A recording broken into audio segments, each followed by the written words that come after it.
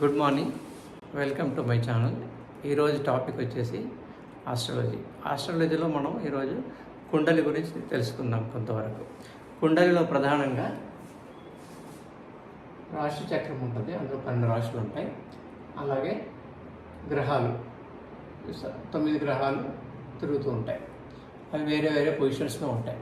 అయితే ఈ 12 రాశులు ఏవైతే ఉన్నాయో మనం ఇంతకుముందు తెలుసుకున్నట్టుగా మన సూర్య కుటుంబానికి అవతలి వైపు అంటే చుట్టూ ఉన్న నక్షత్ర మండలం ఏదైతే ఉందో దాన్ని 12 భాగాలుగా విభజించి వాటిని పేర్లు పెట్టారు. ఆ నక్షత్ర సమూహ ఆకారాన్ని బట్టి వాటిని పేర్లు పెట్టారు. అవేంటి పేర్లు అంటే మేషము, వృషభము, మిథునము, కర్కాటకము, సింహము, కన్య, తుల, వృశ్చిక, ధనస్సు, మకర, కుంభ, మీన. ఈ 12 రాశులు ఫిక్స్డ్గా ఉంటాయి. ఇవి తిరగవు, అలాగే ఉంటాయి. ఏ పొజిషన్లో ఉంటే ఆ పొజిషన్లో మాత్రమే ఉంటాయి. కానీ ఈ 9 గ్రహాలు మాత్రం తిరుగుతూ ఉంటాయి. ఈ 9 గ్రహాల్లో రాహుకేతు ఏదైతే ఉందో అపసవ్య దృష్టిలో తిరుగుతుంటాయి.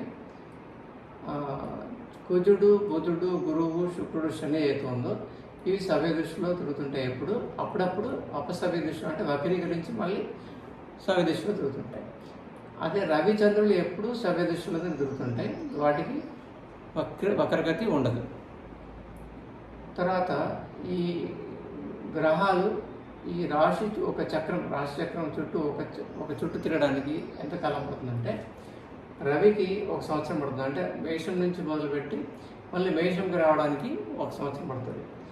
చంద్రుడికి 1 మంత్ ఆర్ 28 డేస్ పడుతుంది. కుజుడికి అబౌట్ 1.5 ఇయర్స్ అంటే 1.5 ఇయర్ పడుతుంది. బుధుడికి, శుక్రుడికి 1 ఇయర్ పడుతుంది అప్రాక్సిమేట్గా. అలాగే గురువు 12 సంవత్సరాలు తీసుకుంటాడు మొత్తం రాశి చక్రం తిరగడానికి. అంటే ఒక రాశిలో 1 సంవత్సరం ఉంటాడు గురువు. అదే శని వచ్చేసి ఒక రౌండ్ తిరగడానికి 30 సంవత్సరాలు పడుతుంది. అంటే ఒక రాశిలో 2.5 ఇయర్స్ ఉంటాడు శని. రాహుకేతువులు ఏవైతే ఉన్నారో అవి అపసవ్య దిశలో తిరుగుతుంటాయి. అది ఒక రౌండ్ తిరగడానికి 18 సంవత్సరాలు, అంటే ఒక రాశిలో 1.5 ఇయర్ ఉంటాయి. ఓకే, ఇది వేదిక్ ఆస్ట్రాలజీ ప్రకారంగా.